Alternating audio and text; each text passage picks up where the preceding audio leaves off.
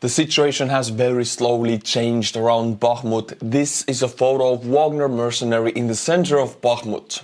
So unfortunately it is confirmed Russian or Wagner mercenaries have captured the center city of Bakhmut. Look, this is a railway line right here. These thin lines, this is a railway actually. This is a railway hub. This is why also Bakhmut is extremely important, because it's one of the logistic centers. It's a railway hub. The line goes from here, connects through Bakhmut and then leaves the city. This map doesn't show it, but we have information from the front that most Ukrainian units have pulled back to the western side of the railway lines. So this part right here that shows that is under Ukrainian control, it could be, but the latest reports is that all of this contingent has pulled to the western side of the railway line and everything east from the line, so all of this is under Russian control, and this railway line is the new defensive line in the city right now. You could say, if you speed up the map of Bakhmut in the last 6 months, you could say that Ukrainians are pulling off a very slow and effective fighting retreat to burn out the Russian capabilities, so Ukraine would have more success in the upcoming counteroffensive. This is an extremely slow process. They have ever so slightly retreated, knocking out cold as many Russian troops as possible. Ukrainian forces in Bakhmut are responsible for tens of thousands of Russian casualties. That is tens of thousands of less Russian troops to defend against the upcoming Ukrainian counteroffensive. So you can't say this tactic is successful, but we truly will see the success of this tactic when the upcoming counteroffensive begins. There are 2 Ukrainian cities in the similar situation. One is Bakhmut and the other one, as you can see on the map also, is Avdiivka. Russians have these salients on both sides of Avdiivka, almost surrounding the city, surrounding it from 3 sides. And according to reports, Ukrainians actually had a slight success here counter-attacking the Russian lines. Noel brings us this report from Igor Kirkin. I read it to you. According to reports, the counterattack of the Ukrainian armed forces took place near Avdiivka. As often happens, this fact is accompanied by lies on both sides. The Russian side declares nothing happened, and the Ukrainian side declares there was a breakthrough. The truth is in the middle. There is a slight tactical advance on the Ukrainian side, but not a breakthrough. And I cannot believe I'm saying this, but I gotta agree with Igor Kirkin here that these small advances are very much anticipated right now, because there are no big changes. So if anything small changes, Ukrainian side overplays it and Russian side underplays it, and the truth is in the middle. So in the Avdiivka areas, Ukrainian side counterattacked and took back some Russian positions that were held by the Russians for a long time, but we cannot talk about a breakthrough yet. Now we go to a geographical location I haven't visited on a map for a long time, ever since there was a Kherson front. Well, there's not anymore, but this is a Kinburn Spit. Right here, this thing, it's under Russian control. Kinburn Spit. When Ukraine liberated Kherson and the surrounding areas, there was a lot of anticipation for Ukraine to start crossing the river, starting from the Kinburn Spit. There were videos of Ukrainian special forces crossing this water body here with boats, and they did. Ever since then, this Kinburn Spit has been the battleground of special forces, Ukrainian and Russian. They have fought over it for months now. There's not much to report because they're localized reconnaissance battles. There are some reports of Ukrainian success crossing this water body and pushing some Russians back. I would say the goal of fighting on this spit is not to take back this area, because it's very hard to defend it. Russians can bombard it easily. It is to draw Russian attention away from everything else that is happening. So I think Ukrainians have this goal in mind when attacking this Kinburn Spit. I don't see Ukrainian crossing this water body with thousands of troops and artillery and armored vehicles to start an offensive to Crimea from here. No, I think this is a diversionary tactic to draw attention away from other problems. Alexei Danilov, Secretary of the National Security and Defense Council, said that no more than 5 people know when and where the Ukrainian counteroffensive will take place. If true, then I'm glad to hear it. The less we know about it, the better it will be executed. But knowing how effective Ukrainian information ops have been, I think if we know about it, then we know the false information. The information that is meant to be fed to the Russians, so they would know the false information. I would expect the counteroffensive to begin in May. These are the Russian losses of the past 24 hours, and we see 480 troops knocked out cold, which is a smaller number than the past 7-day average. This can be attributed to the exhaustion of the Russian troops. In most areas, they need to take a pause to gather strength and then attack again. This doesn't include that Russian offensives are concluding. No, this is just a pause, regroup, and then strike again. And the KIAs will climb up to 1,000 again. 177,000 KIAs. We're getting so used to this number. I remember I started reporting on this war from the very first day, and even before actually it happened. I have seen this number climb up from 0. And 24th of February, I wouldn't believe if somebody told me this number, 177,000. I wouldn't believe it. And here we are. Finland joined NATO on the 4th of April. Suomi mainittu. Torilla tavataan, perkele. Congratulations to everybody. To Finland for being more secure. To Estonia for being extra more secure. Our northern border now is more secure. We don't have fighter jets. We don't have tanks. Finland has both. And they're now officially in NATO, guarding their border and thus guarding Estonia's northern border, making the NATO eastern border with Russia 700 kilometers longer. Also, Finland is one of the biggest artillery forces in Europe. Definitely a force that Russia has to be afraid of. If they remember the Winter War, if they remember Simo Häyhä, they remember to be afraid of the Finns. And finally, I want to congratulate Vladimir Putin. His main goal was to stop NATO from expanding, and he has done just that. He has achieved something that even the Finnish couldn't achieve. He has made the Finnish people NATO-minded. This didn't happen before, it happened because of his actions. So, by trying to prevent NATO expansion, he has given a reason for NATO to expand. Ironic. Congratulations, Mr. Putin. Have you missed him? I know you have. Don't try to hide it. I see it in your eyes. You have missed his drunken voice and his bald head. I bring you Prigozhin in his natural habitat. Это то самое кладбище ЧВК «Вагнер», вокруг которого было много вопросов и обсуждений. Здесь продолжают хоронить бойцов ЧВК «Вагнер». На сегодняшний день никаких проблем нет. Мы его собираемся благоустраивать и делать из этого кладбища мемориал для будущих поколений, которые... I know what it means. We have memorials for the Soviet army that suffered losses against the Nazis, right? In Estonia, thousands died, and they put up memorials. And now people go there like it's Russian people in Estonia go there like it's a holy site. They bring flowers there. The Soviet army made their soldiers charge against machine guns. It was human meat biomass tactics, exactly like Wagner is using. And now Russians in Estonia treat this place like it's the place of fallen heroes.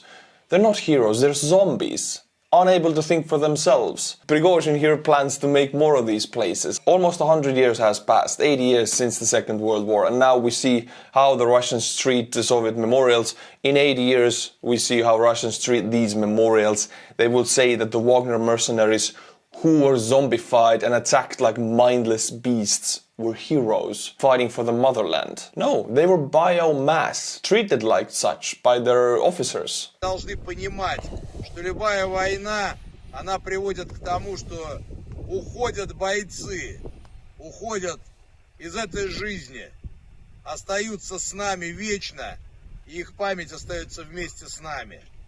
Поэтому вот то самое кладбище. Да, оно растет. Те, кто воюют, иногда погибают. Так устроена жизнь. It is so ironic hearing from "this is how life works, fighters die" from a man who is responsible for the fact that these fighters die. Every one of these deaths here, it's a Wagner cemetery, he's the owner of Wagner. Every one of these graves, he is personally responsible for. He is sending them there. So it's very ironic hearing how he explains the reason why they died as being life. That's life at the жизнь c'est la vie, right? No, he's the reason. I know some time has passed, but I want to talk about the assassination of the Russian military blogger Vladlen Tatarsky in St. Petersburg on the 2nd of April. He was one of Russia's biggest military bloggers, not the biggest, but one of the biggest. He had over 500,000 followers. He was a far-right Russian patriot who was very much pro-war, but recently he started to criticized Kremlin's actions and Russian Ministry of Defense's actions in Ukraine for their failures in Ukraine. He was like Igor Kirkin calling out the Russian Ministry of Defense for their inability to fight. Tatarsky was actually honored by the Kremlin at the event when Putin declared 4 of the annexed oblasts part of Russia. Tatarsky was allowed to hold a speech for all of the people there, for the president. He held a speech where he declared that Russians will kill everybody and will take everything. He was honored then, given honors by the Kremlin officially. On the 2nd of April, Tatarsky was a guest speaker in an event for him. Actually, it was a fan gathering or event for him. A woman approached him, handing him a statue depicting Vladlen himself in a soldier uniform. It was a statue of his head and soldiers in a soldier uniform. This woman was Daria Drepova. Moments later, after Vladlen had examined the statue and put it back into the box next to him, the statue exploded, killing him and injuring tens of bystanders, some of them critically. There was 200 grams of explosives in the statue, enough to kill whoever is standing next to it and enough to injure everybody else.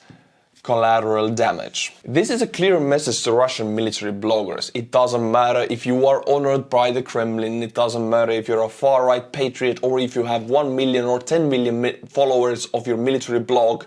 If you go against the Kremlin, you will be assassinated. This assassination was done, in my eyes at least, far too perfectly to be any kind of opposition. I think this was FSB. Everything was thought through. I think the woman, the handler, who is now facing life in prison, who is being blamed for all of this by the Russian media, I think she had no idea what she's carrying. And the fact that the restaurant where this all happened was formerly owned by Prigozhin. There are no coincidences in the FSB's work. This sends a clear message to Prigozhin. You go against the Kremlin, bada bim bada boom. My theory, it's the FSB sending a message to the Russian military bloggers, to the far right who's going against Putin and the Russian Ministry of Defense. You can change my mind in the comments, I'll read it all. This next video is extremely interesting, showing Putin 10 plus years ago, showing how much his views have changed and how much he himself, his energy and his mannerisms have changed. Let's watch it. Мы сегодня все говорим и в Украине, и в России, и в других странах СНГ. Мы говорим о евроинтеграции и о евроориентированности. А почему? А потому что там экономика развивается прилично, и люди живут хорошо. И нам так хочется жить. Они-то там как раз и приняли решение в свое время создать наднациональную... I couldn't almost believe this is Putin. Energized, speaking fast, and talking about the truth. How in Europe actually people live well. They do, compared to Russia and compared to most of the world. In Europe people live very well actually, extremely well, too well to be real. How much his views have changed. You can see he understood this about 10 plus years ago. Something changed when he became the president. He became isolated, living in delusions now, disconnected from the truth and from the reality. This is a different Putin. He doesn't exist anymore. Национальные органы регулирования подписали Римский договор и перестали сопли жевать из года в год, а начали работать. And they started working, putting aside ambition and national conceit. He is giving it to the Europeans, how they managed to build up their economies after the Second World War, being so successful, and now many generations later, we are seeing the fruit of it. Europe, compared to Russia, is a thriving economical area. It's a working economical area where people can be sure about their pensions and their life. The person who is saying this is Putin, can you believe it? I couldn't before I saw it. Now this is the Putin we have. Нужно обязательно опираться на местные кадры, на проверенных в деле профессионалов.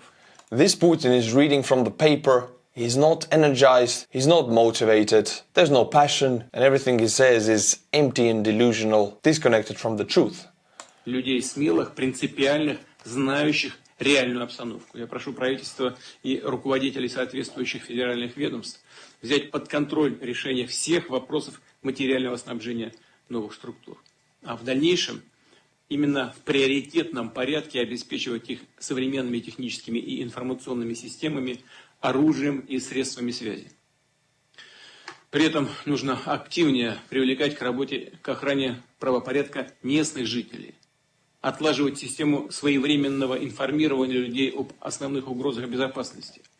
In this video you see the United States strikers somewhere in Ukraine training. United States strikers are in Ukraine and they're being assimilated into the newly formed armored brigades to be used in the future counteroffensive. I've never seen strikers in my life. Wait, that's a lie. I have seen them in Call of Duty, Modern Warfare 2 and 3. I remember so well when you wanted a striker to attack a house, you laser tagged it and boom, the strikers strike down the enemies and you get to walk in there. That's all the experience I have with strikers, and I'm glad Ukrainians will get more experience than me. What are strikers and why are they so good for Ukraine? The striker is a 19-ton, 8-wheeled armored vehicle. The striker comprises two variants: the infantry carrier vehicle and the mobile gun system. The infantry carrier vehicle has 8 additional configurations: mortar carrier, reconnaissance vehicle, commander's vehicle, fire support vehicle, medical evacuation vehicle, engineer squad vehicle, anti-tank guided missile vehicle. Striker vehicles have robust armor protection and can sustain speeds up to 60 miles per hour. Different striker vehicles have parts commonality, they can share parts, very important for logistics, and self-recovery ability. They also have central tire inflation system. The infantry carrier vehicle carries a squad of 9 plus 2 crew, so 11 altogether, and has a remote weapon station with a 50 cal Browning or an MK19 40mm grenade launcher. These are remote controlled weapons on top of the vehicle, meaning